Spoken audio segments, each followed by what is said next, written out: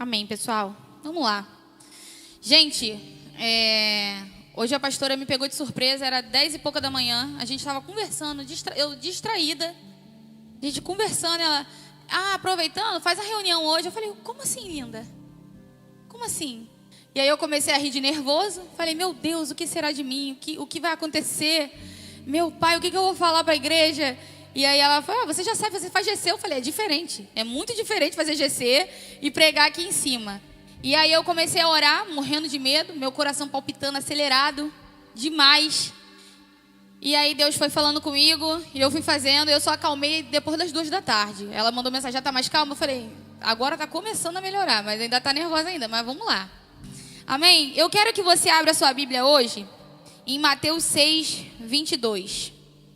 Hoje nós vamos falar sobre a importância de estarmos alinhados com a visão de Deus, com a visão da nossa igreja, com aquilo que Deus tem para a nossa vida, porque é isso que vai fazer a muralha da sua vida cair. Então abre aí a Bíblia em Mateus 6, 22.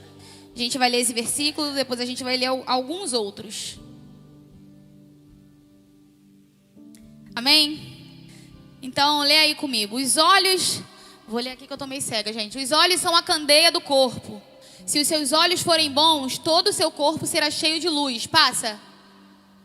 Mas se os seus olhos forem maus, todo o seu corpo será cheio de trevas. Portanto, se a luz que está dentro de você são trevas, que tremendas trevas são. Amém. Esse versículo é muito conhecido, eu gosto muito dele. Uma vez o pastor me falou, dando uma bronca em mim, há muitos anos atrás, e eu nunca mais esqueci esse versículo. Porque o pastor falou exatamente o que ele está falando. Laís, para de falar isso, porque você também é assim, assim, assim, assado. E eu falei, caraca, só Deus, mas eu nunca mais esqueci. E quando você entender que a maneira que você encara as situações vai ditar o resultado final da sua vida, a muralha que você tem vai cair por terra. Amém? Tem situações que você olha e você pensa que é para sua morte. E você agarra isso e você fica, meu Deus, o que eu vou fazer? Para onde que eu vou ir? Como que vai acontecer? Como que eu vou fazer para sair desse lugar? E você olha aquilo como se não tivesse mais jeito. Não tem mais saída, não tem mais chance, acabou para mim, é isso aí que tem e acabou. Só que às vezes a saída está a um passo de distância de você. Só que você não consegue enxergar porque os seus olhos são trevas. E o seu corpo é todo trevas. Laís, como você está dizendo que eu estou cheio de demônio? Talvez, mas não é isso. Eu estou falando que talvez o problema seja que você está olhando só o problema. Você esquece quem é Deus. Quando Davi chegou lá no meio daquele exército e o gigante Golias estava de lá falando, né? Olha, eu vou matar vocês vão ser meus escravos, e eu vou fazer isso, e vou fazer aquilo outro. Vocês são bichinhos e tal. Davi, um monte de homem velho, grande, olhando e tremendo de medo, inclusive Saul. Mas o Davi chegou pequenininho, provavelmente magrinho. Ele olhou e falou, quem é esse incircunciso filisteu? Ele não olhou o tamanho do problema. Ele olhou que, não, peraí, esse cara está afrontando a Deus. Talvez a muralha que você está enfrentando está tão grande aos seus olhos porque você está olhando para ela. Você tem que olhar para Deus. Você tem que entender que maior do que o problema que você está enfrentando é o Deus que você serve. Amém? É isso aí, hoje vai ser responsivo, hein, gente? Amém? Glória a Deus. Abre para mim agora em João 16, 33. Hoje eu estou no pique Lucas, gente. Vamos ler a Bíblia hoje. Eu mandei mensagem para ele hoje, falei, Lucas. Que versículo é esse que eu não estou achando? Eu não lembro como é que é. Aí ele me respondeu um tempo depois. Aí ele, desculpa. Eu falei, não, agora me fala isso aqui. O que é isso aqui? Aí ele, não, tá bom, é isso aqui. Eu falei, então tá bom, valeu. Hoje eu perturbei ele. Então hoje a gente vai ler a palavra do Senhor. João 16, 33. Esse versículo também é muito conhecido. Ele fala que no mundo nós teremos aflições, mas... Peraí, não. No mundo nós teremos aflições, mas... Por quê? Amém. O teu problema é muito pequeno perto do Deus que você serve. Eu acabei de falar isso. Os problemas, eles vão chegar, mas você não pode esmorecer. Você não pode só olhar o lado negativo da situação.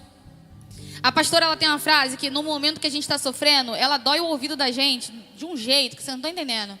Mas a pastora é muito sábia. E toda vez que a gente reclama alguma coisa para ela, ela fala assim: todas as coisas cooperam para o bem daqueles que amam a Deus. Cara, para quê?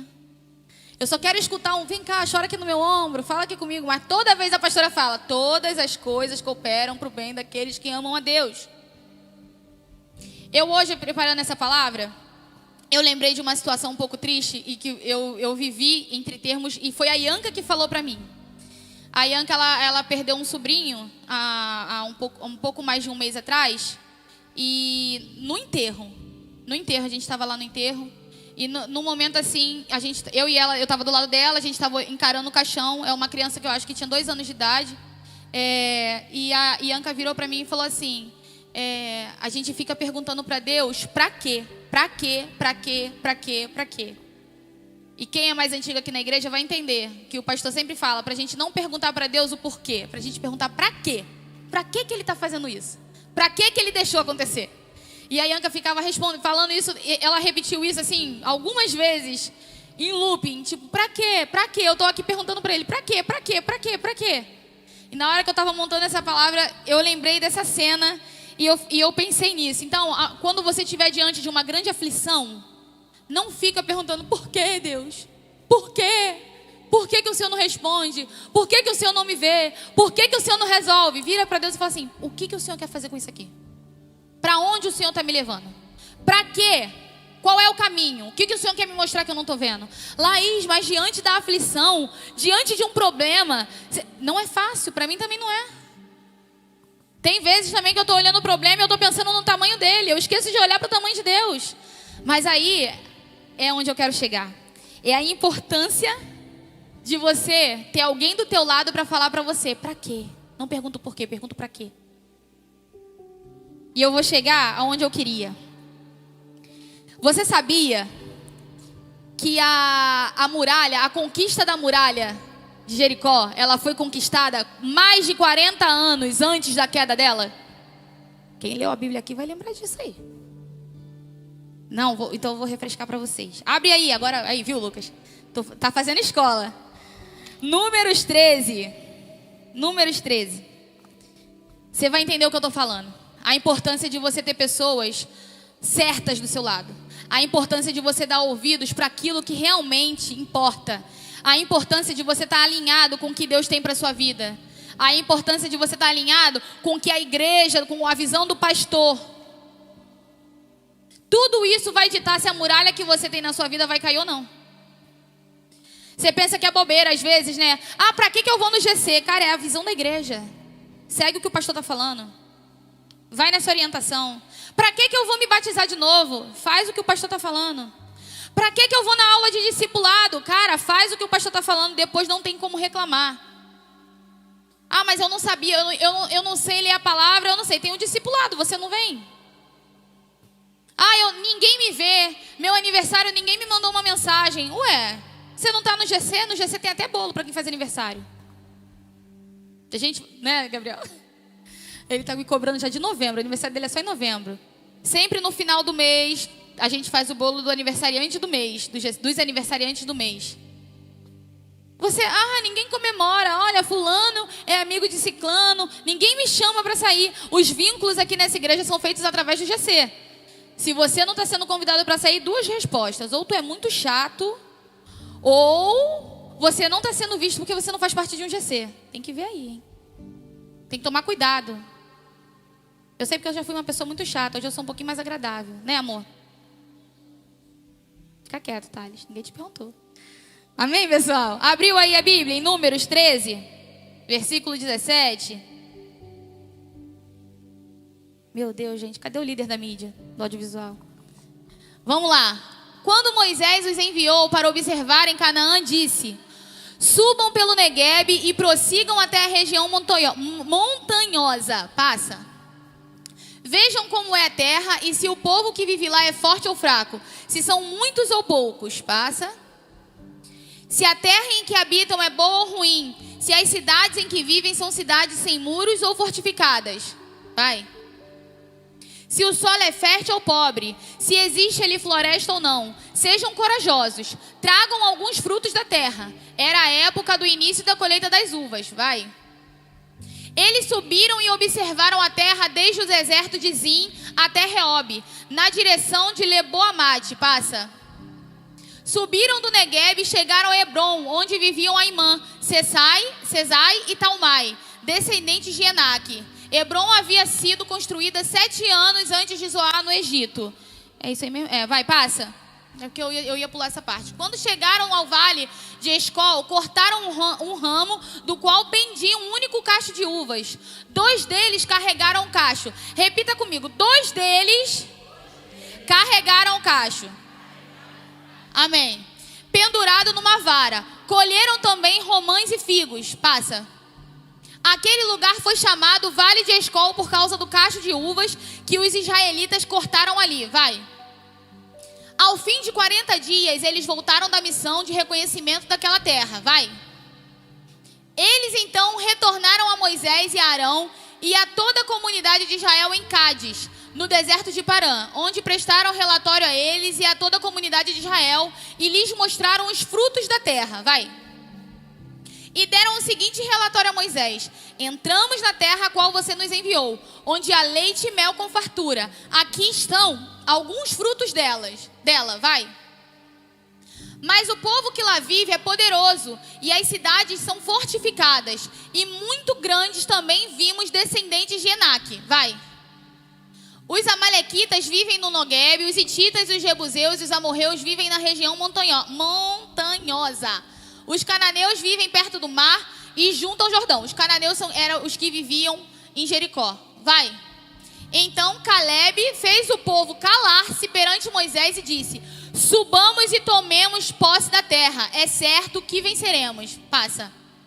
Mas os homens que tinham ido com ele disseram: não podemos atacar aquele povo. É mais forte do que nós. Mais um, vai. E espalharam entre os israelitas um relatório negativo acerca daquela terra. Disseram: a terra para a qual fomos em missão de reconhecimento devora os que nela vivem. Todos os que vimos são de grande estatura. Olha só, eu estava lendo e Deus falou comigo uma coisa que eu não tinha reparado mais cedo, quando eu preparei. Você vê que eles passaram 40 dias na terra. Foram 12 espias enviados para essa missão. 10 voltaram dizendo o quê? Não dá pra gente. Não, é muito grande os muros, tem gigante lá, o povo, a gente vai morrer. A terra, você vê que eles para Moisés deram um relatório, e quando eles foram para falar pro povo de Israel, eles chegaram já piorando, né? É aquele famoso, né? Quem conta um conto aumenta um ponto. Cuidado. Cuidado com o que você anda falando. Cuidado principalmente para quem você anda dando ouvidos. Cuidado, porque você tá levando para você e mais alguém para o inferno. Aquele povo passou 40 dias espiando a terra. E eles não conseguiram falar nada de bom porque eles estavam com medo dos gigantes. Até aí eu entendo.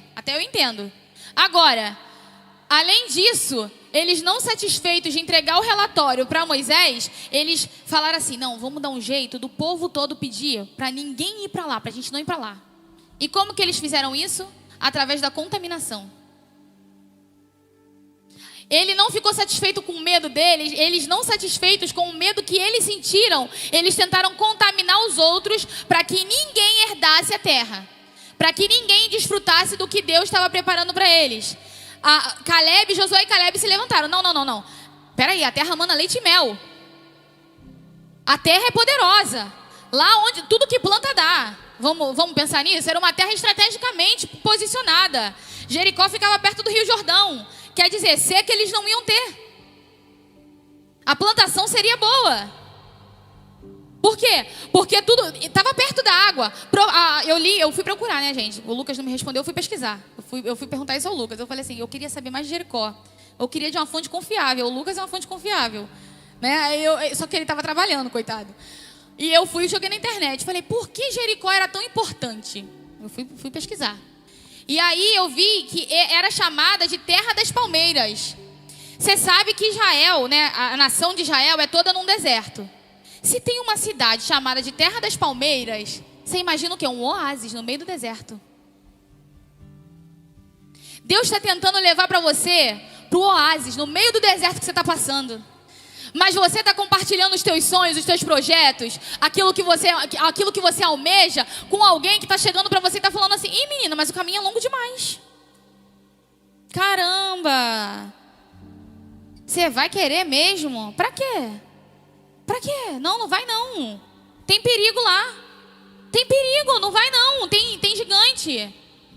Você chegou do hospital com um diagnóstico negativo.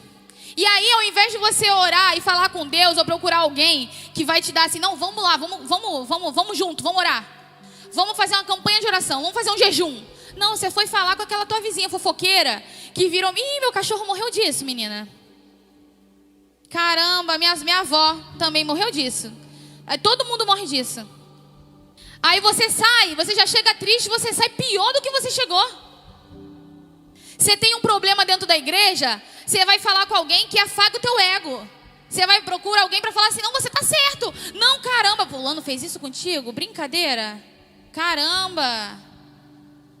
Mas você esquece. Você esquece. Sabe o que você esquece? Quando você chegou. O problema da gente crente, da gente, eu me incluo. Eu também tenho esse problema às vezes. Muito pouco, graças a Deus. Que Deus já modifica o meu viver. Mas a gente esquece quem estendeu a mão pra gente. O pastor passa, não dá um bom dia, não dá uma boa noite.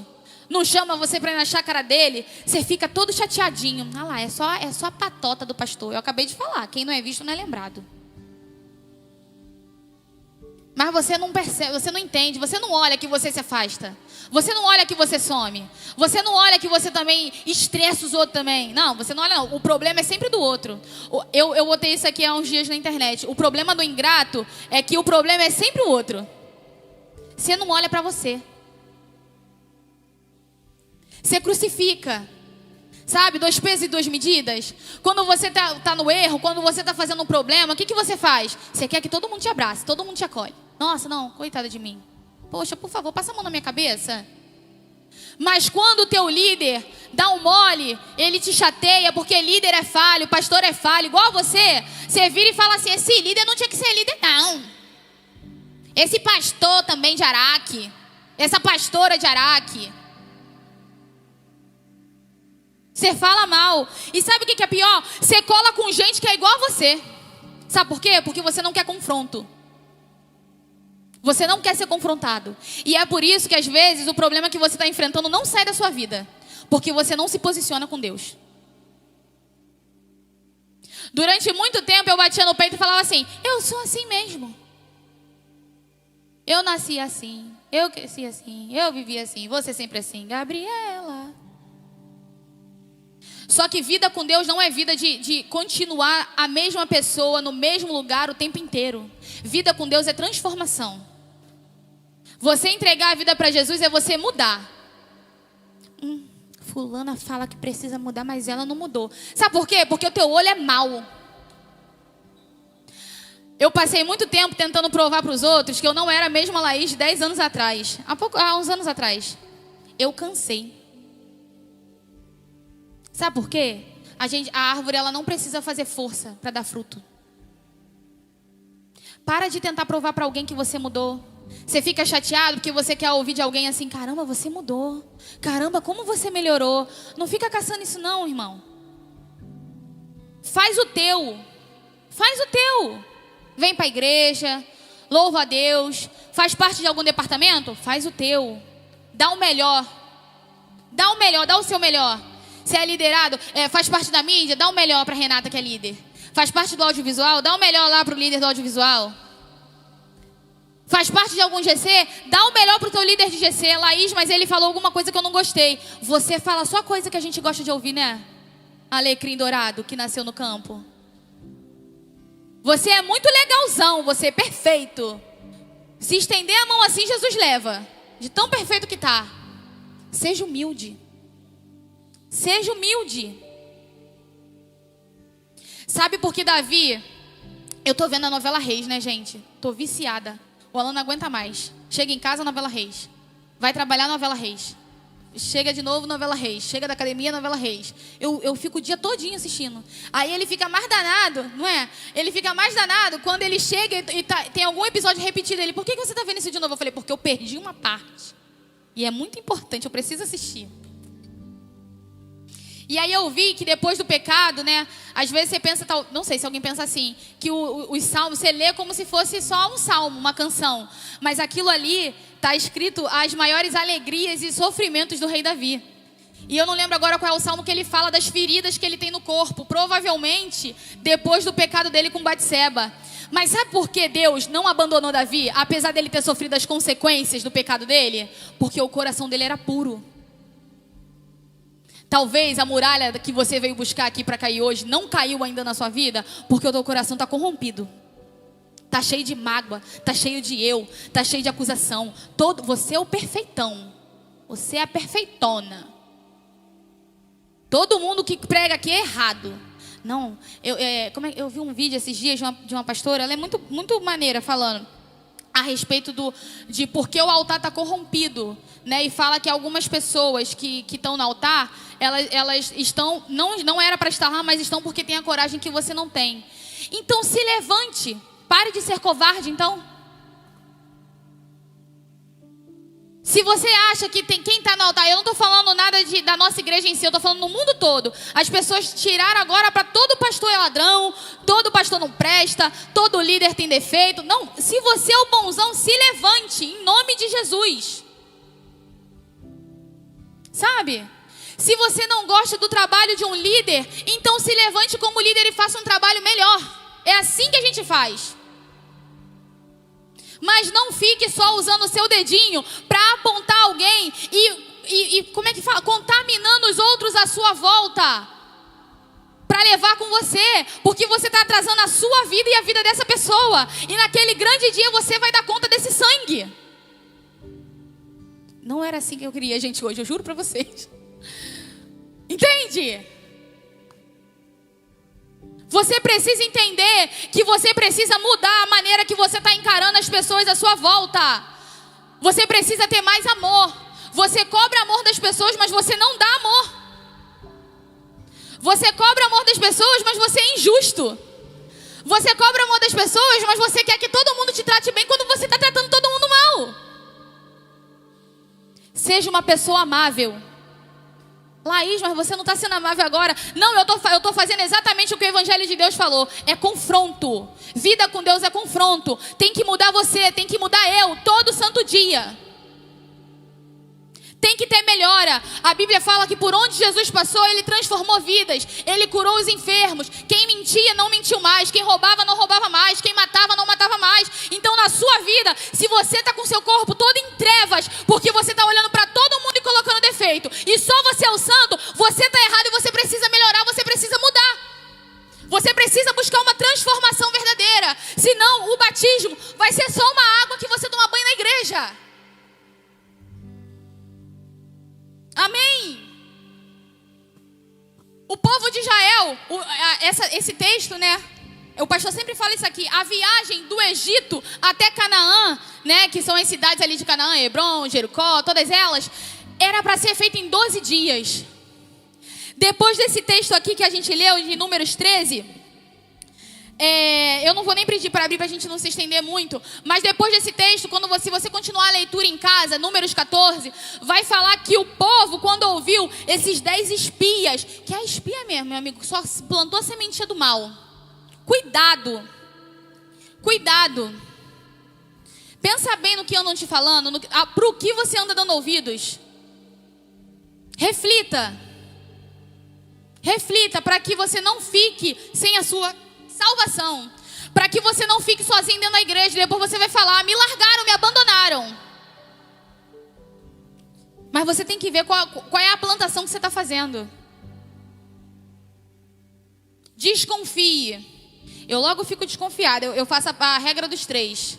Se tem uma situação e eu olho, eu tô certa, fulano tá errado, mas aí eu vejo que tem mais um que também está na mesma situação comigo, e mais um que está na mesma situação comigo, eu falei: o errado sou eu. O errado não é o fulano, não, o errado sou eu. Então eu tenho que melhorar. Faça isso. Seja uma pessoa grata. Lembra quando você chegou na igreja? Lembra quem estendeu a mão para você? Lembra quem abraçou você? Tira a mágoa, tira o ressentimento, tira a tristeza de dentro do seu peito. Fala para Deus. Eu postei hoje no Instagram, né? Eu fiz um estudo dia 3 de junho desse ano. E nesse estudo eu coloquei assim, acho que foi 3 de junho ou foi 3 de abril, não lembro. Mas eu coloquei nesse estudo: cura minha alma, cura o meu coração, cura os meus sentimentos, tem mais algum cura que eu não lembro agora.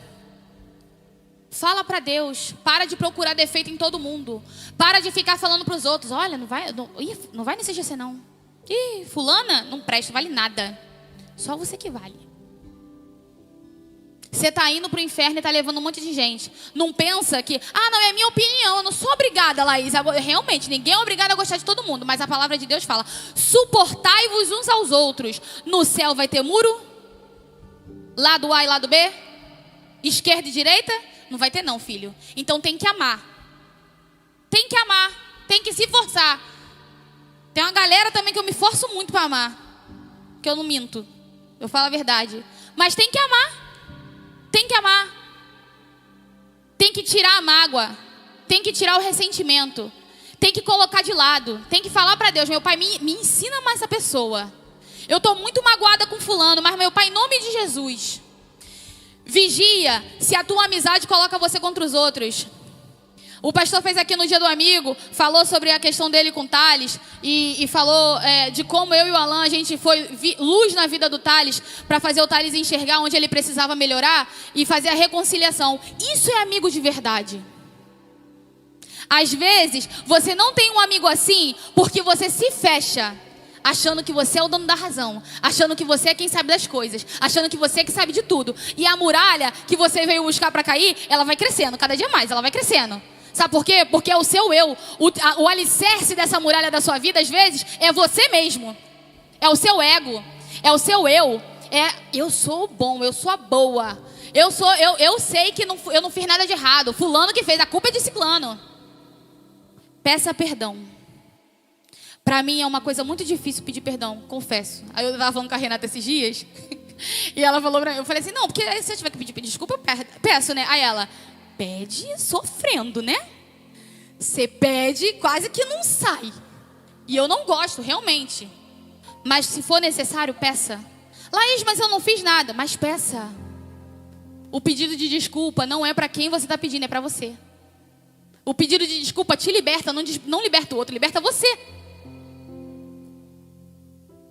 Sai dessa rodinha. Sai desse povo que fala mal de todo mundo da igreja. Sai desse povo que fica entende? No capítulo 14 vai falar que Moisés, de repente, no meio do povo, todo mundo falando: não, a gente vai morrer, era melhor que a gente tivesse ficado no Egito, porque a gente agora está aqui, e que não sei o que, e olha o que a gente está passando, não era para a gente estar passando isso, e agora Moisés quer levar a gente para uma cidade que tem gigante, que tem um bando de doido lá, caramba, o que a gente vai fazer, não sei o que. O que aconteceu nesse dia? Deus, em sua infinita sabedoria, exaltou aqueles que falaram coisas boas, que olharam com bons olhos, aqueles que falaram assim: não, tem gigante, mas o cacho tem que ser 2 para carregar. Tem gigante, mas a terra tem uma muralha fortificada, vai proteger a gente dos inimigos. Tem gigante, mas a terra é próspera, mana leite e mel. Tem um rio perto, de sede a gente não morre. Provavelmente, se era a terra das palmeiras, tinha muita árvore, devia ter sombra. No meio do deserto, meu amigo, uma sombrinha. Na praia, se tu chega na praia e fala: eu quero torrar no sol, aí tu fica 1 hora debaixo daquele sol escaldante e já pede logo um guarda-sol, porque tu não aguenta mais o sol. Eu começo a me estressar. Estressa o sol, estressa a areia, estressa tudo. Eu não sou muito a favor de praia não, gente, confesso. Entende? Josué e Caleb estavam cheios de fé. Não, cala a boca, fica quieta aí. A terra é assim, assim, assim. A terra tem isso, isso, isso de bom. Vocês estão olhando só o lado ruim. Caramba, Deus trouxe a gente até aqui. Ele vai cumprir na nossa vida. Se Ele prometeu, Ele vai garantir. Vamos lá. Você está olhando para os teus problemas e está sendo guiado pelo que alguém derrotado está falando para você.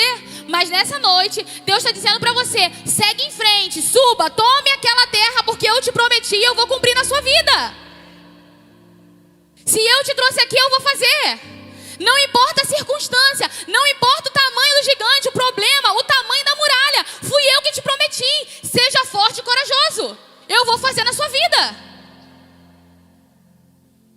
Entende? Não importa o que você está passando. Para de ficar, ai caramba, ó céus, ó vida, ó azar. Se levanta. Apresenta a Deus o teu problema. Fala para Ele: meu Pai, eu não aguento mais. Eu não aguento mais essa situação. Eu não aguento mais essa doença. Eu não aguento mais esse problema. Me dá um socorro. O Senhor existe ou o Senhor não existe? O Senhor morreu naquela cruz e levou sobre si as nossas dores, os nossos pecados, as nossas enfermidades? Ou isso tudo é balela? Se Ele não fizer na tua vida, eu vou para o mundo junto com você. Agora, se Ele fizer, a gente vai fazer a obra até Ele voltar. E você vai viver as promessas que Ele tem para a sua vida e para a sua família. Tira as pessoas que falam contra o pastor, contra o líder. Isso está atrapalhando a sua vida de andar. Você não entende. Meu Deus, nada dá certo. Eu faço isso, nada dá certo. Tem um vazio aqui dentro. Eu estou mal, eu não estou bem. Isso é falta de comunhão. O espírito não fica em paz. A Bíblia vai dizer que Davi, ele não tinha paz. Ele orava nos salmos, ele suplicava: meu pai, a minha alma está atormentada. Ele não tinha paz, ele precisava confessar.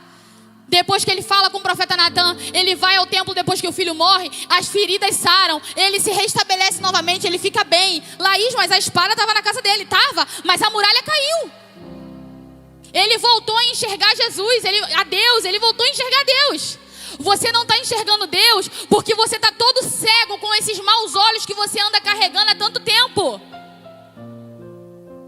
Permita que na noite de hoje as escamas dos seus olhos caiam. Tenha humildade e fale: meu Deus, eu tenho andado errado durante muito tempo. Eu tenho feito coisas e escolhas, meu Pai, que não te agradam. Eu tenho, meu Deus, olhado para essa muralha. Eu tenho construído, eu tenho fortificado essa muralha na minha vida. Mas na noite de hoje, meu Pai, eu entrego a Ti o meu coração. Eu entrego a Ti a minha alma. Eu entrego a Ti os meus ouvidos, os meus olhos e a minha boca, meu Pai. E eu confio que o Senhor vai mudar a minha história. Que a minha vida não vai ser mais a mesma. Se cerque de pessoas que querem o seu bem. Se cerque de pessoas que não inflam o seu ego no sentido de tipo assim: ai, tá mal, tá mal. Ai, tá bem. Ih, fulano errou. Eu não estou falando de mentira, eu estou falando de gente que tem bons olhos, que não te aconselha a rebelião, mas te aconselha a viver em comunhão, em união com os irmãos em Cristo Jesus que Deus colocou na sua vida. Amém? E a promessa de Deus para a vida de Josué e Caleb, como recompensa por terem sido os únicos a acreditarem na palavra de Deus, foi que Deus naquele dia, em Números 14, Ele faz a promessa: olha, ninguém aqui vai ver não, tá? Os de 20 anos para cima vai morrer todo mundo. Todo mundo. E aí Ele quer matar todo mundo na hora, quer acabar com tudo. E aí Moisés, maravilhoso, chega e fala o quê? Pelo amor de Deus, não faz isso não. Senão o que vão dizer os egípcios? Que o Senhor tirou eles de lá para matar eles no deserto? Não faz isso, Pai, tem misericórdia deles. Moisés, né? Maravilhoso, Moisés. Você, com os olhos que você tinha de treva, não tem mais não, em nome de Jesus. Você ia falar assim: mata todo mundo. Mata, passa o cerol, não quero mais saber. Moisés chegou e falou assim: Pai, tem misericórdia deles? Tem misericórdia, não faz isso não. E aí Deus fala: beleza, só porque você intercedeu. Mas os de 20 anos para cima ninguém vai ver. Ninguém vai entrar. Sabe por quê? Não vai sentar na mesa. Quem não está alinhado não vai sentar na mesa. Quem gosta da rebelião não vai sentar na mesa. Quem gosta de trazer intriga, de trazer confusão, não vai sentar na mesa. Mas aqueles, assim como Josué e Caleb, que permanecerem firmes, que não titubearem na fé, que usarem a sua boca para falar as boas novas do Senhor, que usarem a sua boca para ajudar aquele que chega aflito, aquele que chega magoado, aquele que chega entristecido, esses vão sentar na mesa do Senhor. Esses vão ter lugar de honra. Esses vão ver a muralha cair ao 7º dia, amém? Esses vão ver a muralha cair ao 7º dia, amém? Seja Josué e Caleb. Use a sua boca para propagar as boas novas do Senhor. Use a sua boca para fazer a divulgação da tua igreja. Fale bem da tua igreja. Foi aqui que você chegou, capenga, com teu casamento destruído, sem emprego, sem perspectiva de vida. Foi aqui que você chegou, viciado, drogado, em depressão, crise do pânico, crise de ansiedade, com um monte de crise. Foi aqui que você chegou doente, foi curado. Foi aqui que você chegou sendo ninguém e Deus te levantou e te deu honra. Então dê honra a essa casa. Dê honra ao seu pastor, a sua pastora. Dê honra ao seu líder. Foi ele que segurou a tua mão várias vezes. E te digo mais, foi ele que intercedeu pela sua vida quando você não viu. Fica de pé.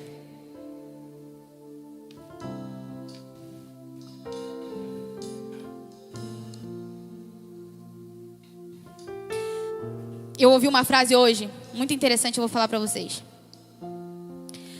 Quem não tem Deus... Eu ouvi do Paulinho hoje. Cadê o Paulinho? Ele falou uma coisa muito, muito interessante. Quem não é de Deus, quem não tem Deus, te dá esmola. Mas quem tem Deus, te dá cura, te dá libertação, te dá palavra de ânimo. Fala que essa muralha é pequena perto do Deus que você serve. Quem tem Deus, você procura com um problema, ele olha para você e fala assim, fica tranquilo, já deu tudo certo. A muralha vai cair. Se cerque de pessoas que não potencializam o problema que você tem enfrentado, mas pegam na sua mão e falam assim, vamos junto, a gente vai resolver esse problema. Vamos junto, essa muralha vai cair. Não, eu vou orar contigo. Eu vou interceder com você. Deus vai fazer. Se você tão somente permanecer, se você tão somente confiar em Deus, a muralha que você tem enfrentado vai cair.